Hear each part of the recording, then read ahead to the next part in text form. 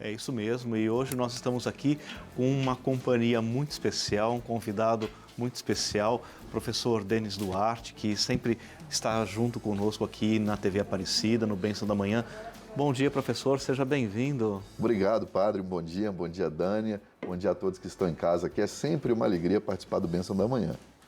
E sempre quando a gente vem, a gente tem a alegria de revisitar alguns temas bíblicos, e a gente gostaria de conversar com você hoje, professor, sobre a festa litúrgica de São Joaquim e de Santana, que são pais de Nossa Senhora, não é? E as primeiras informações que a gente tem sobre São Joaquim e sobre Santana são informações extra-bíblicas, é assim que a gente diz, não é? Exatamente. São literatura da época, nós não temos uma referência a São Joaquim e Santa Ana na Sagrada Escritura, nos textos bíblicos, nos evangelhos, por exemplo. Mas nós temos uma referência a eles na literatura da época, que vai além do texto bíblico, né? Então, são textos escritos mais ou menos no mesmo período. Então, por exemplo, nós temos o proto-evangelho de Tiago, e que é do primeiro século, né? Que conta a história do nascimento da Virgem Maria. São textos, acho que vale ressaltar, padre, que a igreja não considera textos de fé, né? Por não serem canônicos. Mas, ao mesmo tempo, é uma literatura importante para que a gente tente entender outros aspectos que não estão na Sagrada Escritura, né? Ainda que o texto não mereça a fé, por não ser canônico. Mas são importantes porque nos dão um conhecimento, ainda que muitas vezes não aprofundado, mas pelo menos para entender certas questões, como, por exemplo, uma questão tão importante que é o nascimento da Virgem Maria. Pelo menos para imaginarmos como teria sido, vamos dizer assim, né? Daí essa importância desses textos e que nos explicam, por exemplo, sobre como é que foi a vida de São Joaquim, como é que foi a vida de Santa Ana e o nascimento da Virgem Maria. Acho que é interessante isso que você fala, né, professor?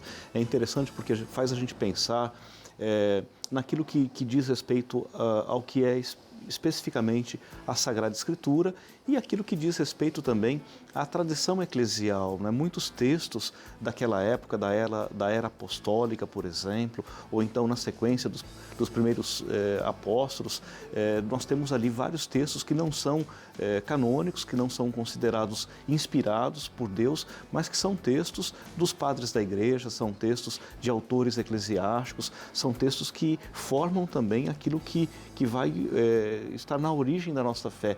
E são esses textos que estão na origem dessa devoção bonita, uma devoção que nos liga aos avós de Jesus, né? É uma devoção afetuosa também, afetiva, não é? Sem dúvida nenhuma. Conta esses textos, por exemplo, que Jesus tinha um lugar que gostava de passear com seus avós. Seus avós o levavam para passear. Isso é muito bonito, né? Conta, por exemplo, do nascimento da Virgem Maria, que o São José e Santa Ana sofriam um certo preconceito por serem já de idade avançada e não conseguirem ter filhos. Naquela época, ter filhos era algo muito importante. Por quê? O povo sabia que nasceria o Salvador, o Messias. E aí, todo mundo esperava que nascesse na sua família, né? E sempre quando surgiu uma mulher grávida, era muito importante. Será que ela vai ser a mãe do nosso Messias? Então, por isso que havia esse certo preconceito com as famílias que não conseguiam ter filhos. E passava por isso São Joaquim e Santa Ana. Eles já eram de idade avançada e certa vez, conta esses textos, essa tradição, que São Joaquim foi até o templo oferecer o seu sacrifício. Um homem muito religioso. Mas não foi aceito o seu sacrifício por quem lá estava, porque disseram, vocês não têm filhos, então nós não vamos aceitar a oferta de vocês. Não tendo aceito essa oferta, ele ficou muito triste e falou assim, eu vou rezar. Foi para o deserto, com a intenção de passar lá 40 dias em jejum e oração.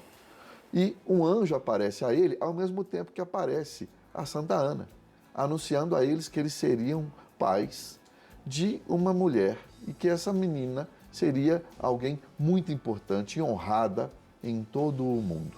Tanto que eles consagram a Virgem Maria a Deus pouco tempo depois, mais ou menos aos 3 anos de idade, no próprio templo. O que eles ofertam já não é mais um animal, sacrifício de um animal ou uma colheita, eles ofertam a vida da própria filha a Deus. Então veja aí um certo paralelo com o que vai acontecer também com a Virgem Maria, né? O anjo aparece a ela, né? A apresentação de Jesus no templo, isso tudo é muito bonito, nos mostra aí alguns detalhes da história do nascimento da Virgem Maria, que já foi, né, desde o seu nascimento, esse nascimento que a gente chama de, nos textos religiosos, um nascimento especial. Quando há, padre, nos textos religiosos, algo grandioso ao redor de um nascimento, como, por exemplo, a aparição de um anjo, como foi com Maria, com Jesus, com João Batista, isso significa que esta pessoa preste muita atenção nessa pessoa, porque ela vai ser muito importante naquela história religiosa.